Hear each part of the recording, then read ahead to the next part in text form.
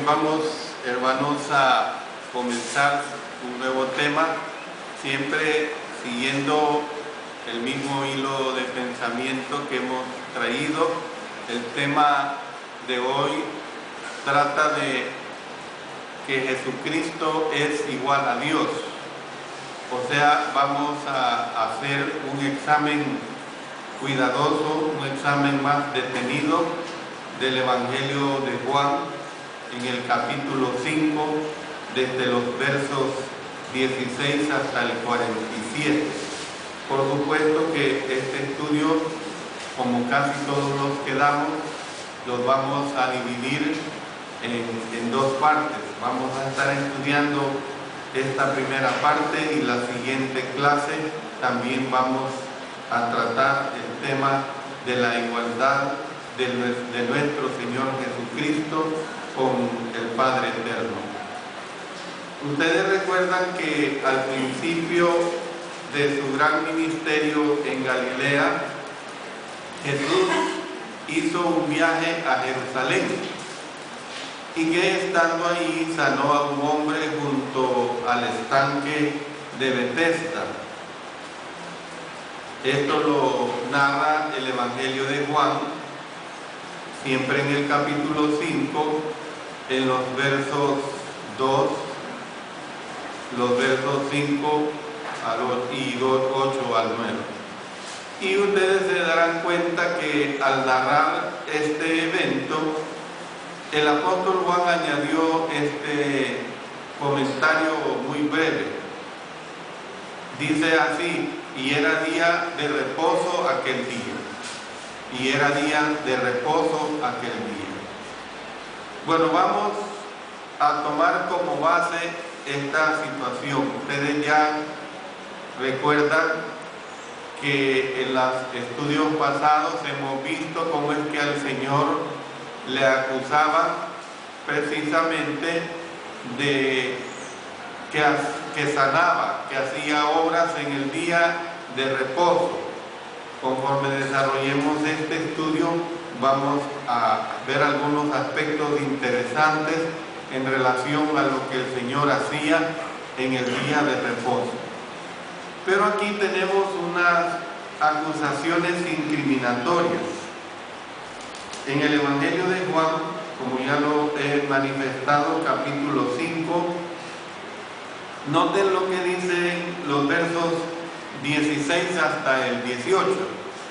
Y por esta causa, ¿cuál causa? La causa de que sanaba el día de reposo. Por esta causa los judíos perseguían a Jesús y procuraban matarle, porque hacía estas cosas en el día de reposo.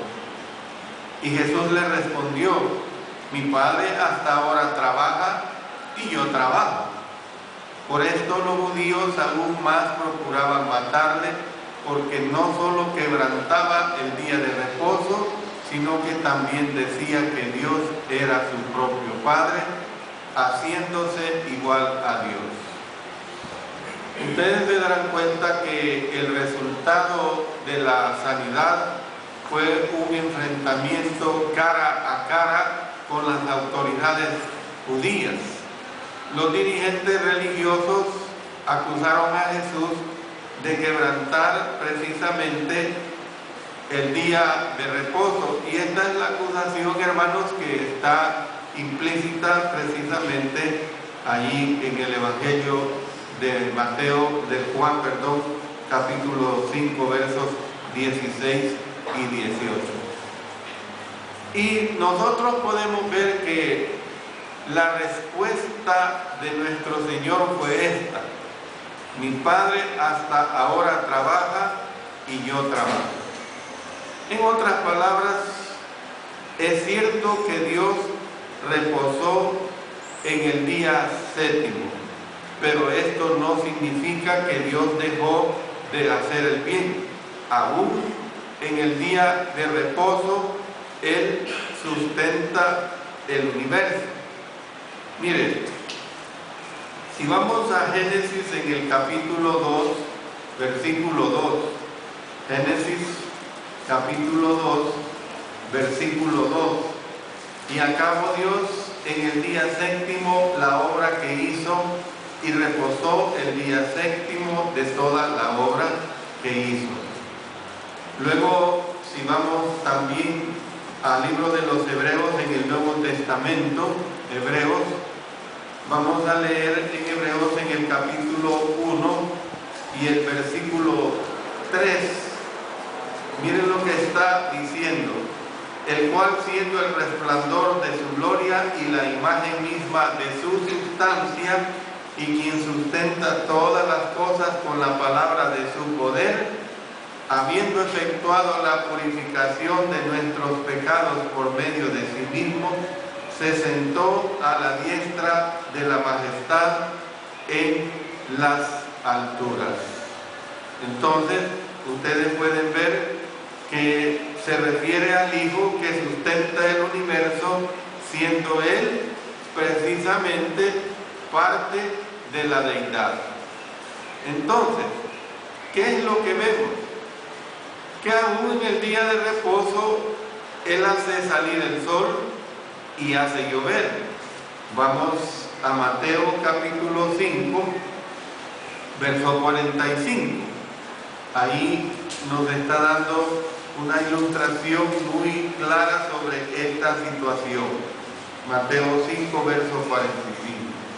Para que seáis hijos de vuestro Padre que está en los cielos, que hace salir su sol sobre malos y buenos, y que hace llover sobre justos e injustos. Entonces, ¿qué es lo que vemos, hermanos? Que el argumento de Jesús era en el sentido de cómo Dios ayuda a la gente en el día séptimo. Era lícito que Él, o sea Jesús, también la ayudara en ese día. Solo pensemos, hermanos, si la interpretación de los fariseos, de los escribas y de los judíos en general era tan legalista en el sentido de no hacer nada en el día de reposo, pues entonces el Señor tendría que haber actuado en el sentido de no hacer ninguna buena obra, en el sentido de no hacer el bien.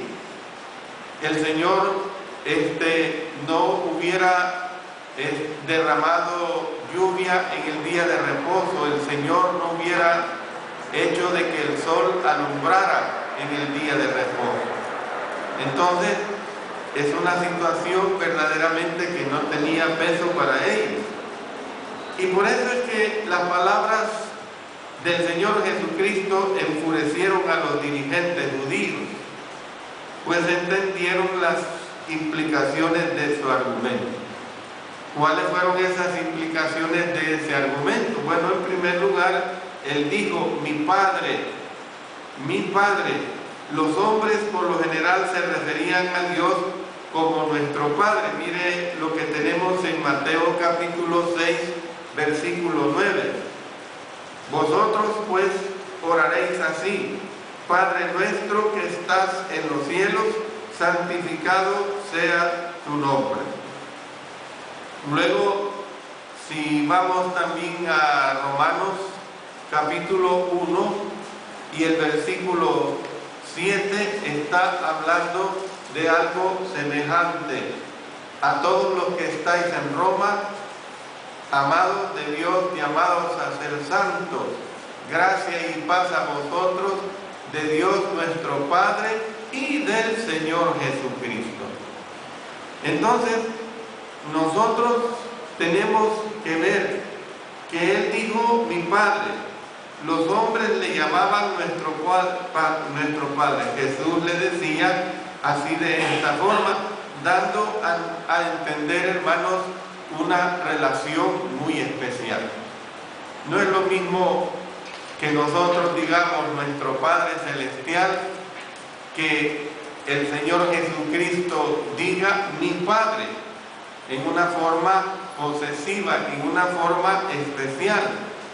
En segundo lugar, Jesús presentó a sí mismo como seres ocupados en la misma actividad. ¿Por qué digo como seres ocupados en la misma actividad? Dice, mi padre trabaja, yo trabajo. Como resultado de esto, ¿cuál fue la reacción que vino en los judíos? Bueno, los judíos aún más, dice la escritura que procuraban matarle. Decían que Dios era su propio Padre, haciéndose igual a Dios. Sorprendente que los teólogos liberales puedan leer los evangelios y decir que Jesús jamás afirmó ser el Hijo de Dios, decir que jamás afirmó ser divino. Para los dirigentes religiosos de los tiempos de Cristo no fue difícil entender la trascendencia de las palabras del Señor Jesucristo. Bueno, si Jesús no hubiera dado a entender que Él era igual a Dios, habría sido sencillo que dijera, oh no, ustedes no me entendieron, eso no fue lo que yo dije, eso no fue lo que yo quise decir, eso no fue lo que yo di a entender, pero fue todo lo contrario. Él no negó la acusación de ellos, sino que más bien la usó como una oportunidad para presentar un magistral discurso sobre su relación con el Padre. Imagínense que eso fue lo que hizo y es lo que vamos a estudiar. Hermanos, este es uno de los grandes sermones que recoge el libro de Juan. No tenemos el suficiente tiempo y espacio para abarcarlo versículo por versículo, pero sí vamos a resaltar las ideas claves que se presentan en este sermón. Y vamos a estar viendo, hermanos, a partir de los versos 19 hasta el 30, afirmaciones increíbles que hizo nuestro Señor. ¿Cuál fue, hermanos, la premisa de Jesús? Una premisa, hermanos, es un argumento. ¿Cuál fue ese argumento que presentó el Señor Jesús? Bueno, la premisa básica de Jesús era que Él y su Padre estaban unidos en lo que hacían. Ellos estaban completamente unidos en lo que hacían. La frase, haciéndose igual a Dios, podría tomarse en el sentido de que Cristo se consideraba rival de Dios, pero no es así. Sin embargo, Él recalcó que esto no era así. Hizo énfasis en que no puede el Hijo hacer nada por sí mismo. Ahí lo dice en el verso 19. No puede el Hijo hacer nada por sí mismo. Y más adelante en el versículo 30 repitió, no puedo hacer nada por mí mismo. O sea, Él está dándole el mérito al Padre. Está diciendo que Él, en el sentido humano, se sometió y se sujetó al Padre. Veamos ejemplos. Jesús dio varios ejemplos de cómo Él y su Padre estaban unidos. En los versículos 21 hasta el 30 hay tres temas que continúan reapareciendo y traslapándose. ¿Cuáles son estos tres temas? El primero es dar vida. El segundo, resucitar a los muertos. Y el tercero, juzgar a la humanidad. Los judíos creían que dar vida, resucitar a los muertos y declarar juicio eran prerrogativas de Dios y únicamente de Él. Sin embargo, Cristo afirmó osadamente que Él y Dios eran colaboradores en estas funciones. Y vamos a documentar esta base y creencia que tenían los judíos Vamos al libro de Génesis en el capítulo 18, en el verso 25, ahí estaba declarando el Señor de esta manera: porque yo sé que mandará a sus hijos y a su casa después de sí, que guarden el camino de Jehová, haciendo justicia y juicio, para que haga venir Jehová sobre Abraham lo que ha hablado acerca de él, haciendo justicia y juicio. Luego pasemos más adelante en Deuteronomio capítulo 32, el versículo 29, está hablando algo semejante a esta situación. Miren lo que dice en Deuteronomio capítulo 32, el versículo 39. Ved ahora que yo soy, y no hay dioses conmigo. Yo hago morir y yo hago vivir. Yo hiero y yo sano, y no hay quien pueda librar de mí mi mano. Entonces, podemos ver pues el poder absoluto que el Señor Padre Eterno manifestó desde los tiempos antiguos testamentarios. Entonces, sigamos pues de que Cristo afirmó osadamente que Él y Dios eran colaboradores en estas funciones. Vamos a ver tres de estas funciones en los cuales ellos eran colaboradores, tres de estas funciones en los cuales ellos estaban unidos. En primer lugar, es que actúan unidos en dar vida. ¿Qué es lo que queremos decir de que actúan unidos en dar vida? Bueno, Jesús habló primero de dar vida. Ahí en el verso 21 dice: porque como el Padre levanta a los muertos y les da vida, así también el Hijo a los que quiere da vida. A estas alturas del discurso, hermanos, es probable que se refiriera a que Jesús daba vida espiritual. Jesús también dijo: de cierto os digo, el que oye mi palabra y cree al que me envió, tiene vida eterna y no vendrá a condenación, mas ha pasado de muerte a vida. Lo está diciendo en el verso 24. Vamos a analizar este versículo en tres aspectos. Miren lo que dice acá: y cree al que me envió. Este versículo, hermanos, se usa a veces para enseñar incorrectamente que la fe sola es lo único que se necesita para tener vida espiritual. Enseñan, bueno, cree, se usa aquí en el sentido comprensivo de tener una fe obediente. Es decir, debemos confiar y por supuesto obedecer. ¿Qué es lo que dice Mateo capítulo 16, versículo 16? O 15 y 16. El que creyere y fuere bautizado, ese será salvo. No se queda nada más con creer.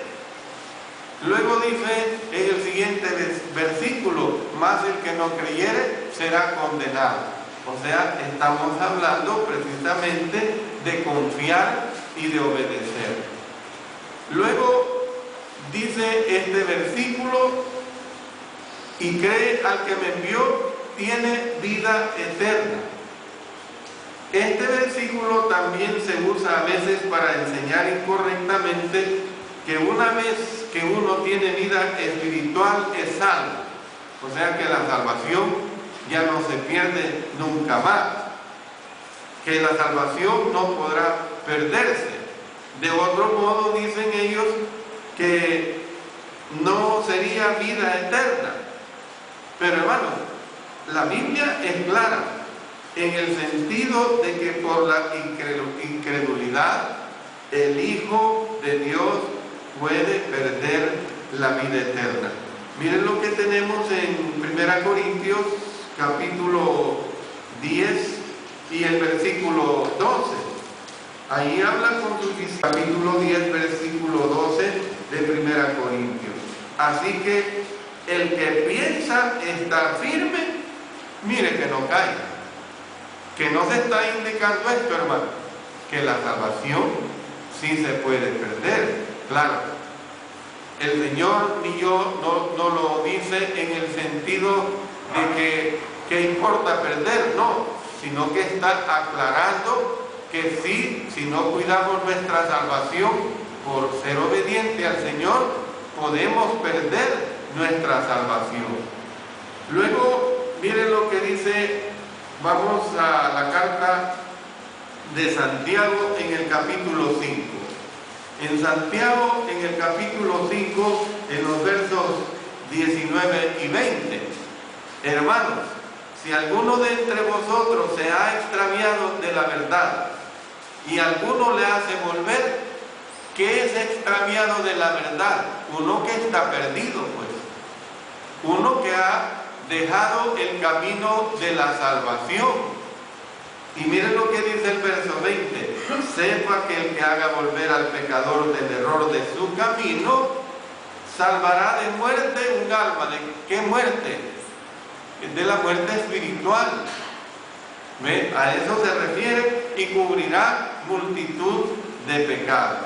Entonces, tenemos que entender que es claro, pues, es claro que la salvación, si no la cuidamos, se puede perder. Es decir, si no somos fieles al Señor, se puede perder. Hay un ejemplo bien interesante de quiero usar una ilustración. En el pasado, muchos años atrás, cuando una persona tenía una pluma fuente, el que compraba una pluma fuente tenía una garantía de vida. Pero ¿qué sucedía? Que si la perdía, esa pluma fuente perdía esa garantía de vida. ¿Por qué? ¿Cómo iba a reclamar el dueño de aquella pluma fuente la garantía de vida si la había perdido? Entonces es la misma situación, hermano. La salvación, si no la cuidamos, la podemos perder. Bueno, pero fíjense que este versículo dice: y cree que me envió tiene vida eterna y no vendrá a condenación. Es una cadena que se presenta acá. Este pasaje se usa a veces cuando dice no vendrá a condenación, se usa a veces para enseñar incorrectamente que los cristianos no comparecerán ante el tribunal del Señor. Sin embargo, el apóstol Pablo dijo que todos compareceremos ante el tribunal de Cristo. Miren lo que dice en Romanos, en el capítulo 14 y el versículo 10. Pero tú, ¿por qué juzgas a tu hermano? O tú también, ¿por qué menosprecias a tu hermano? Porque todos compareceremos ante el tribunal de Cristo. Entonces, está hablando de que todos compareceremos ante el tribunal de Cristo, sea para bien o sea para mal. Aquí mismo en Romanos, en el capítulo 2, hermanos, leamos los versos 5 hasta el 8. Dice acá: pero por tu dureza y por tu corazón no arrepentido, atesoras para ti mismo ira para el día de la ira y de la revelación del justo juicio de Dios, el cual pagará a cada uno conforme a sus obras. Vida eterna a los que perseverando en bien hacer buscan gloria y honra e inmortalidad, pero ira y enojo a los que son contenciosos y no obedecen a la verdad, sino que obedecen a la injusticia. Entonces, hermanos, queda bien clara esta situación de que realmente todos, cristianos, fieles e infieles, incrédulos o crédulos, vamos a comparecer ante el tribunal de nuestro Señor. Bueno, este es el primer punto que hemos visto en relación de que Cristo afirmó que eran colaboradores en varias funciones, eran uno solo, actúan unidos en dar vida. Pero en segundo lugar, hermanos, actúan juntos en la resurrección de los muertos. ¿Por qué decimos que actúan juntos en la resurrección de los muertos? La afirmación del versículo 21 podría incluir también el dar vida corporal. Jesús anunció que los judíos lo verían hacer aún mayores obras, o sea, milagros, hermanos, y que ellos se maravillarían. Allí lo dice en el verso 20. Es probable que esta fuera, hermanos, una referencia a la resurrección de los muertos durante el ministerio personal de nuestro Señor Jesucristo. Según los anales inspirados, consignaban hasta ahora que Jesús todavía no había resucitado a nadie de entre los muertos. Entonces, es probable que fuera una referencia a la resurrección de los muertos durante su ministerio personal, especialmente la resurrección de Lázaro, que provocaría tanta agitación allí en Jerusalén. Vamos al Evangelio de Juan, en el capítulo 12, para ilustrar algo de esta situación que se dio en relación a la resurrección de Lázaro. Noten lo que dice el verso 1. 6 días antes de la Pascua vino Jesús a Betania, donde estaba Lázaro, el que había estado muerto y a quien había resucitado de los muertos. O sea, ustedes noten que Juan el apóstol dice había estado muerto, dice había resucitado de los muertos. ¿Por qué? Porque él está narrando hechos ya consumados. Él está narrando lo que ya ha sucedido. O sea, él está narrando porque ya él se ha dado cuenta que Lázaro ha sido resucitado. Y más adelante noten en los versos 9 al 11.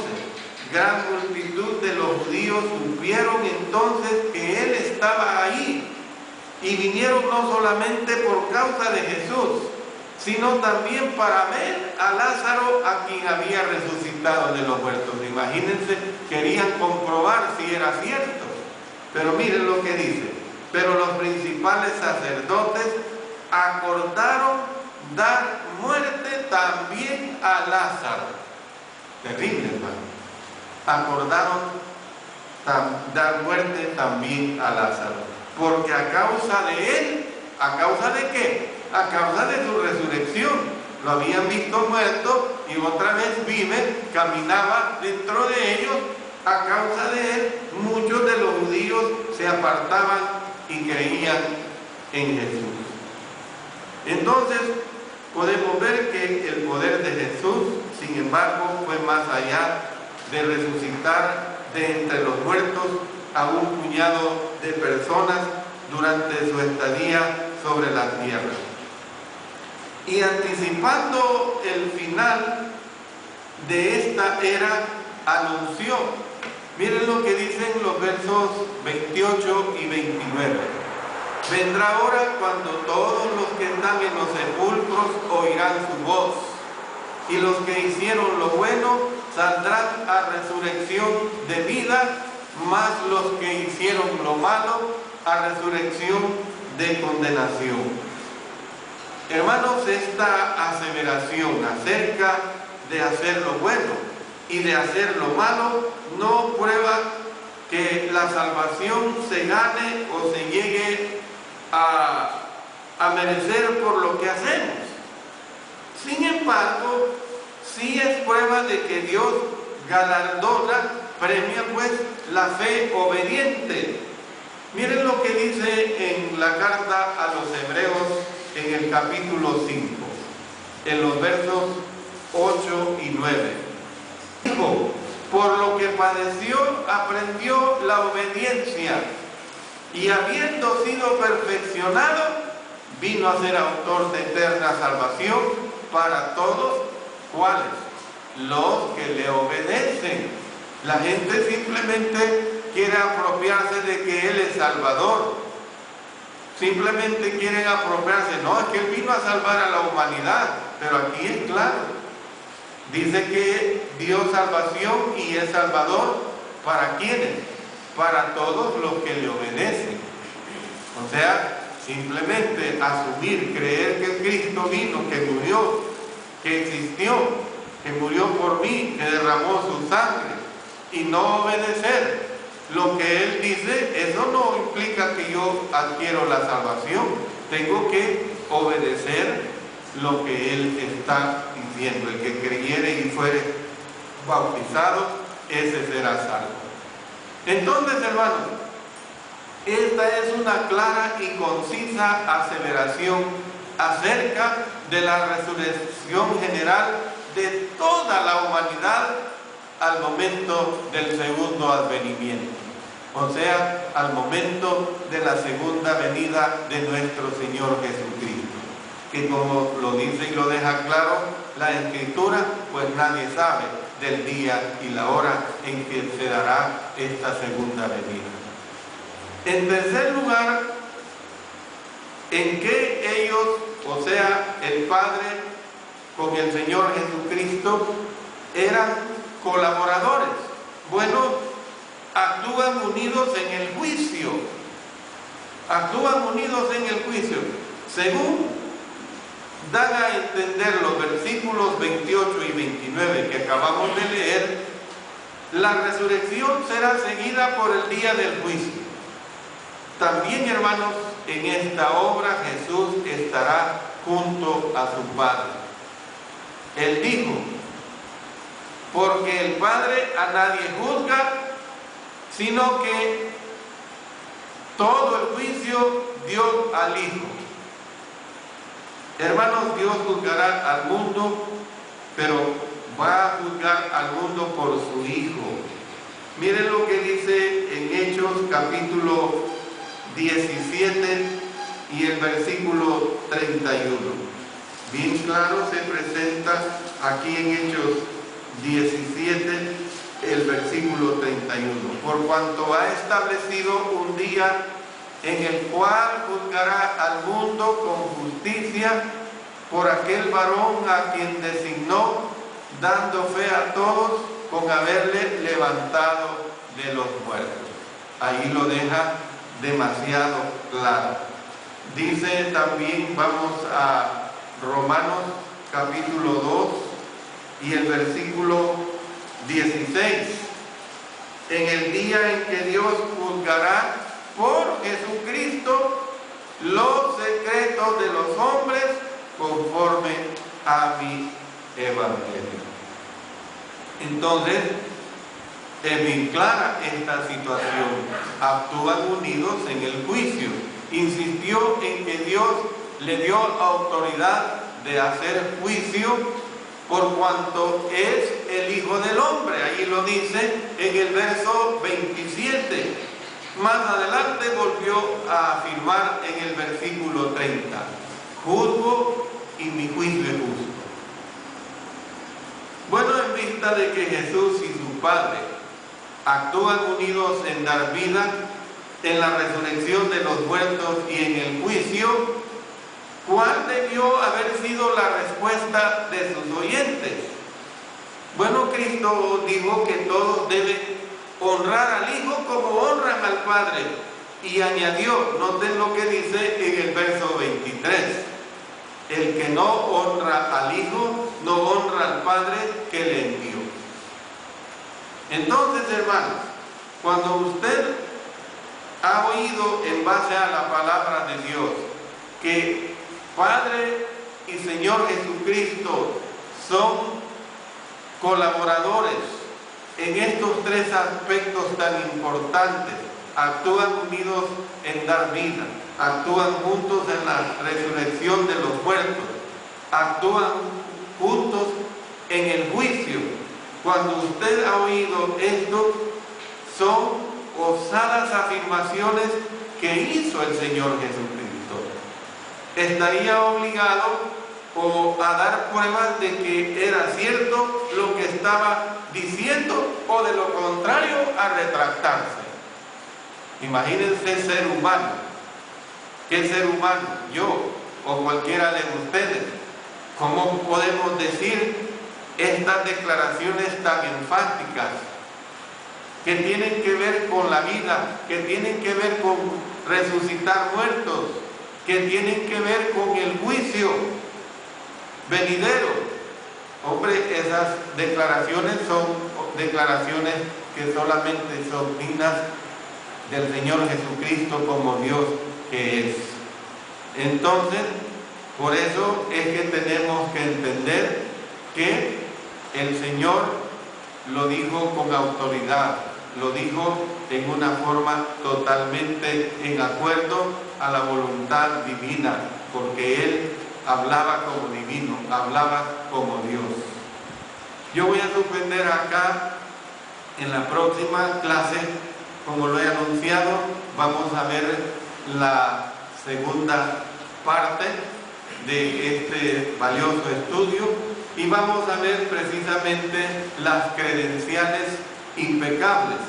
Esas credenciales impecables las vamos a ver desde el punto de vista del testimonio de Juan, desde el punto de vista del testimonio de los milagros y desde el punto de vista de las mismas Sagradas Escrituras. Termino acá. Que Dios bendiga a cada uno de ustedes.